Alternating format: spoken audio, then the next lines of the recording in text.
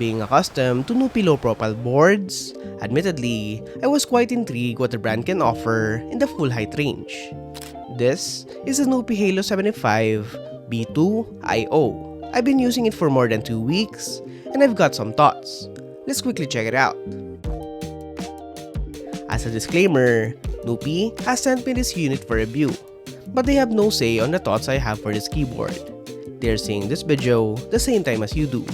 This was actually quite late for review as I was on a trip to Japan and went to Yusha Kobo, but that's for another video. Let's go back to the unboxing. Opening up the premium looking Nuphy box, we are first greeted with a startup guide for the board as well as the FAQ pamphlet. Underneath that is the board itself, still wrapped in a protective plastic sheet. We'll take a look at it later.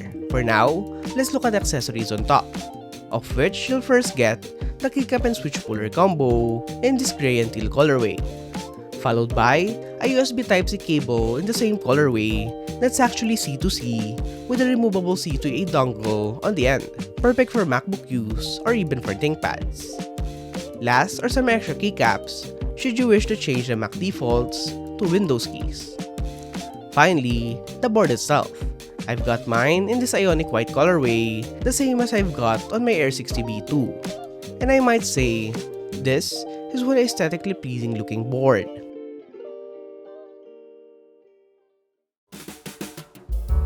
The Halo75 V2 IO is a series of Nuphy boards in the full height profile with Nuphy IO drivers being used rather than QMK.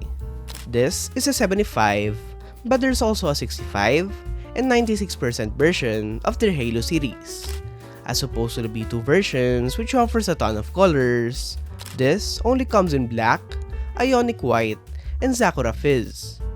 I haven't had the chance to use the former models of this keyboard, so I'll take this review in the perspective of a whole new keyboard entirely.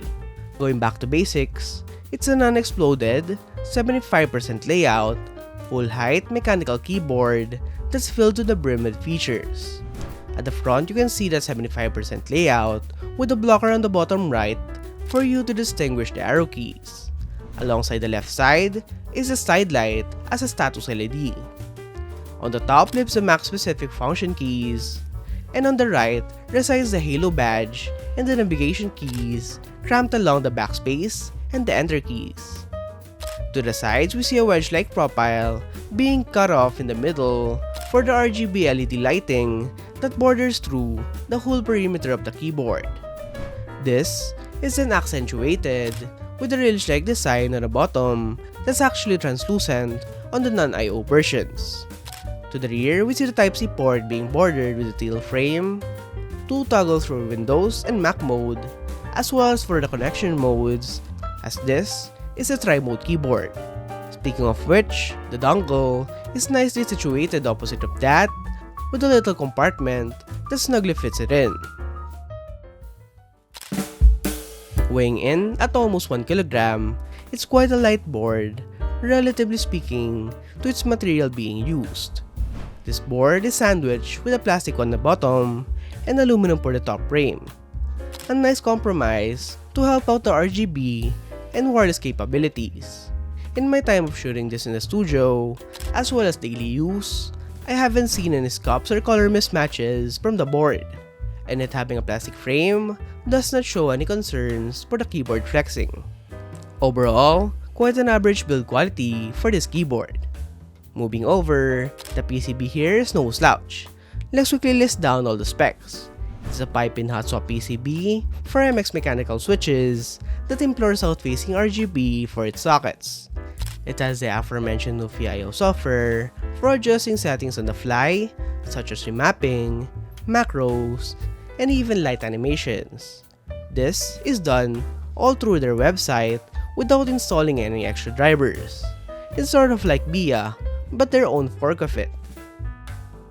As mentioned earlier, it has multiple patches for LEDs, such as a side light on the top left and the side glow on the whole perimeter of the case. This board, alongside its 65 and 96 counterparts, are also tri-mode with a 4000 mAh battery inside, powering the ARM processor. and in daily use, I haven't had any problems with the connection through wired, wireless, with Bluetooth, or even the dongle. It lasted my whole 2 weeks of testing, and I've got no hiccups on the RGB nor the connections. The stock plate mount tabs are great, and the board overall shines because of this PCB. For mounting, you'll get your standard gasket mount inside that's also filled to the brim with foam. I wasn't able to open this up due to the risk of breaking it, but you can see on this footage how it's not really bouncy at all because of its foam structure. Still, with the palm plate, if you give it ample force, you can see it bounce. Feel-wise, while typing, I quite like it. It's quite a comfortable typing experience that also hugs your fingers due to the keycap design. Something we'll get to later. For now, let's talk about the switches. The IO series of boards have their own line of switches, in the form of the Red Max, Brown Max, and Blush Max, which are 2 linears, one of which is a silent linear, and 1 tactile for the browns. I've got mine with the Red Maxes, and they're quite great to type on. It's a blend of a palm top, PA66 bottom, and LY stem, being held together with a 21mm single stage spring. It's quite snappy to type on, and it has an operation force of 45 grams that tops out at 58. Sound-wise, I describe them quite a muted yet clacky sounding switch, with the half being contributed by the foam and plate combo, and the other half being the keycaps. Speaking of keycaps, this might be one of the highlights for me in the entire keyboard. The keycaps are great. It's in the MSA profile, and it hugs your fingers comfortably. They have centered legends and fun color combinations all throughout the range that's synonymous with the Nuphy colors. It's double shot and it's thick with a rough texture, and overall, I really quite like the look of these keycaps.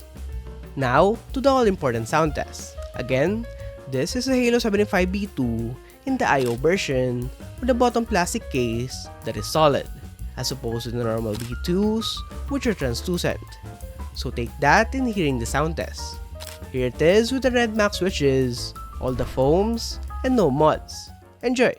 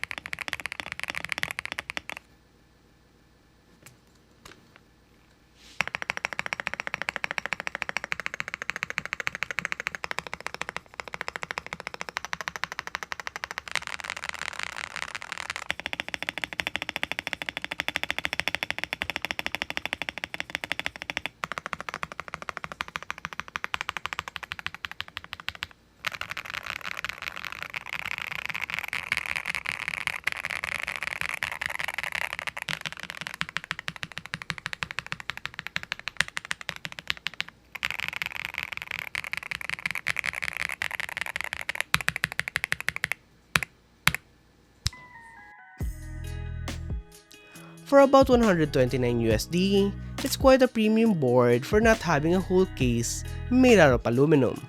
But it's warranted. Even though it's not the cheapest board I've tried, it's certainly one of the most complete and well thought out rebuilds I've used in a while. The pairings of the palm plate, switches, and keycap material lend this great sounding and feeling out of the box. And the addition of the RGB side light and side glow is a nice touch coming from Nuphy. If I were to nitpick, it's that I hope they release something like this in the exploded 75% form factor, as I find myself accidentally mispressing keys on the sides more often or not. But that might be just something I'll need to get used to. Overall, though it not might be the most bang for the buck, I still want to emphasize that this board is a great package through and through, and I recommend it. How about you? What do you think of the Halo series in general? Let me know in the comment section down below. I'm John J. Mirava, and I'll see you in the next video.